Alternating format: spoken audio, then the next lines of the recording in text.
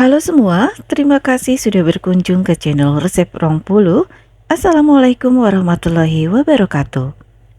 Beberapa waktu lalu saya ada icip-icip kue akar kelapa yang dibawa oleh salah seorang teman saya. Akhirnya saya terpikir untuk membuat kue akar kelapa sendiri, kemudian berbagi resepnya dengan teman-teman. Bagaimana caranya? Yuk kita mulai, jangan berlama-lama. Siapkan wadah yang bersih dan kering, kemudian masukkan 50 gram margarin. Boleh pakai merek apa aja, ini saya pakai Royal Palmia. Kemudian tambahkan 35 gram gula pasir, boleh ditambah kalau suka manis. Aduk semuanya sampai tercampur rata. Di sini saya cuma pakai whisker aja ya. Buat teman-teman yang baru bergabung dan baru menemukan channel ini, jangan lupa tekan tombol subscribe-nya ya, supaya nggak ketinggalan video terbaru dari saya yang diupload setiap minggunya. Kalau sudah tercampur rata dan lembut seperti ini, selanjutnya masukkan 1 butir telur utuh suhu ruang. Tambahkan juga beberapa tetes vanili cair. Aduk semuanya sampai tercampur rata. Buat teman-teman yang sudah subscribe, saya doakan semoga selalu dalam keadaan sehat dan bahagia selalu. Amin ya robbal alamin. Selanjutnya saya akan masukkan 32 gram santan instan. Ini santannya nggak saya campur pakai air, jadi betul-betul murni santan instan. Aduk sampai tercampur rata. Untuk jumlah santan instannya sebetulnya kondisional aja ya teman-teman, menyesuaikan dengan bahan kering.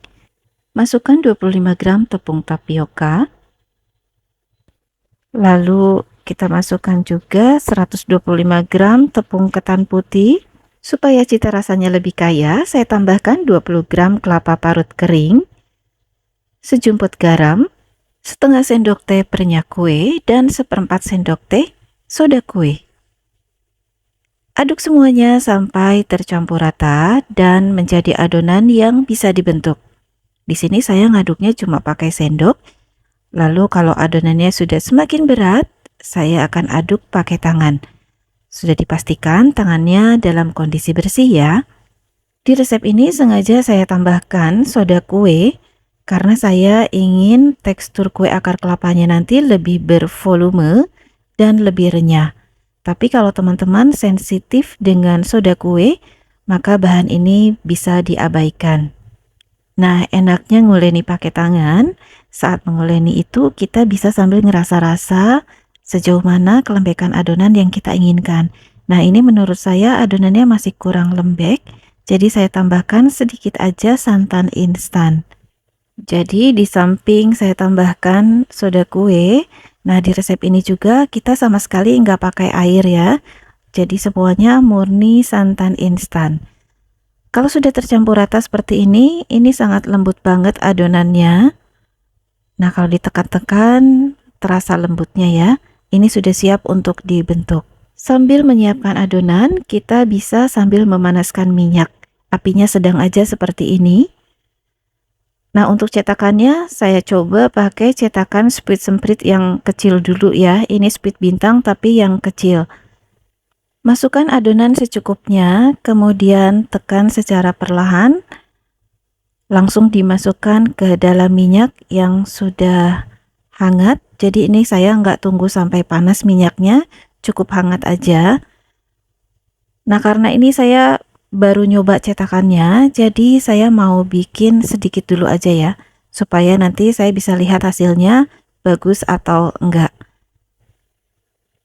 Nah, bisa dilihat ya teman-teman, soda kue yang kita tambahkan ke dalam adonan akan membuat tekstur dari kue akar kelapa ini lebih bervolume. Cuma karena ini tadi pakai cetakannya yang ukuran kecil, jadi hasilnya seperti ini ya. Nanti untuk gorengan yang kedua, saya akan ganti cetakannya. Kalau sudah kokoh, kue akar kelapanya bisa dibalik, diaduk perlahan aja supaya matang merata sampai berwarna kuning kecoklatan. Kalau sudah, kita angkat lalu tiriskan. Hasilnya seperti ini ya teman-teman. Nanti akan kita bandingkan dengan kue akar kelapa yang dicetak menggunakan cetakan yang lebih besar. Nah, ini untuk penggorengan berikutnya saya pakai cetakan speed semprit dengan lubang yang lebih besar. Masukkan adonan secukupnya aja. Kemudian sama seperti tadi ditekan secara perlahan. Karena ini pakai cetakan kue semprit, jadi hasil kue akar kelapanya nggak terlalu panjang. Ini saya sengaja ya supaya bentuknya sedikit berbeda. Nah, kalau mau pakai cetakan kue akar kelapa, hasilnya bisa lebih panjang. Jadi sesuai selera aja. Buat teman-teman yang belum punya cetakan kue akar kelapa, bisa mencoba cara ini ya. Hasilnya sama-sama cantik dan sedikit lebih unik. Nah, kalau saat mencetak kita rasa minyaknya semakin panas, maka api kompornya bisa dimatikan dulu sampai nanti suhu minyaknya sedikit turun. Adonannya masih tetap bisa dicetak terus ya, meskipun kompornya dalam keadaan mati, karena minyaknya masih dalam kondisi panas. Nah, nanti kalau suhu minyaknya sudah turun, kita bisa nyalakan lagi api kompornya. Kalau kue akar kelapanya sudah kokoh, bisa kita aduk atau kita balik secara perlahan. Menurut saya, kue tradisional ini sangat unik ya teman-teman. Jadi saat menggoreng itu kita mesti hafal betul selama apa menggorengnya, dan suhunya juga harus pas. Kenapa? Karena kalau kita menggoreng terlalu lama, kue akar kelapanya itu bisa jadi keras. Itu pengalaman saya ya. Nah, kalau teman-teman punya pengalaman lain, boleh tulis di kolom komentar. Nah, ini ada yang kena colek sutil waktu dibalik, jadi ada yang patah, nggak apa-apa ya, karena nggak banyak juga yang patahnya. Kalau kue akar kelapanya sudah lebih kokoh, bisa diaduk-aduk perlahan seperti ini ya, bukan sekedar dibalik. Goreng sampai matang berwarna kuning kecoklatan. Hati-hati jangan terlalu lama atau kelepasan ngegorengnya. Nah, ini sudah cukup matang. Kita angkat lalu tiriskan. Sisa panasnya bisa mematangkan kue akar kelapanya. Jadi jangan tunggu sampai berwarna coklat di dalam minyak ya. Dari pengalaman saya, yaitu tadi. Kalau kebablasan ngegorengnya, kue akar kelapanya jadi keras setelah matang. Jadi memang meskipun ini kue tradisional yang dibuat dengan bahan-bahan yang sangat sederhana, tetapi untuk membuatnya kita tetap harus berlatih cukup banyak. Nah, sekarang kita akan bandingkan hasil kue akar kelapa yang dicetak pakai cetakan spuit yang pertama. Nah, ini kue akar kelapa yang tadi kita goreng pertama kali pakai cetakan spuit semprit dengan lubang bintang yang lebih kecil. Dan ini adalah kue akar kelapa yang kita cetak berikutnya menggunakan spuit semprit yang lubangnya jauh lebih besar. Teman-teman boleh pilih yang mana ya. Kalau saya lebih suka yang pakai cetakan spuit semprit yang lebih besar.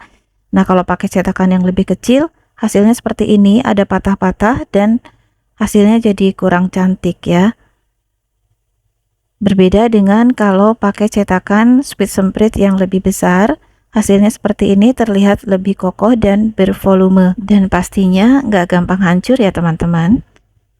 Sekarang kita lihat lebih detail lagi. Ini hasilnya menurut saya sih ini cantik banget ya, bervolume. Kemudian butiran-butiran dari kelapa parutnya juga ini kelihatan ya, ada titik-titik berwarna lebih kuning kecoklatan. Jadi mirip keju ya. Kalau nggak ada kelapa parut kering, teman-teman bisa variasikan pakai wijen putih. Nah, kue akar kelapa saat dipatahkan ini renyah banget. Bisa kelihatan bagian dalamnya matang merata dan ada pori-pori atau rongga halus karena tadi kita pakai soda kue ya. Nah, kalau nggak pakai soda kue, tekstur bagian dalamnya sedikit lebih padat dan kerenyahannya juga akan berbeda. Antara pakai soda kue dan tanpa soda kue, kerenyahannya punya ciri khas tersendiri. Teman-teman boleh coba. Jadi semuanya tergantung selera ya. Terima kasih sudah menonton video ini sampai selesai. Semoga bermanfaat dan menginspirasi. Sampai jumpa di video berikutnya. Jangan lupa tekan tombol like, subscribe, share, dan berikan komen yang positif supaya channel ini terus berkembang dan bermanfaat lebih luas lagi. Mohon maaf jika ada salah. Saya Aida dari Resep 20. Wassalamualaikum warahmatullahi wabarakatuh.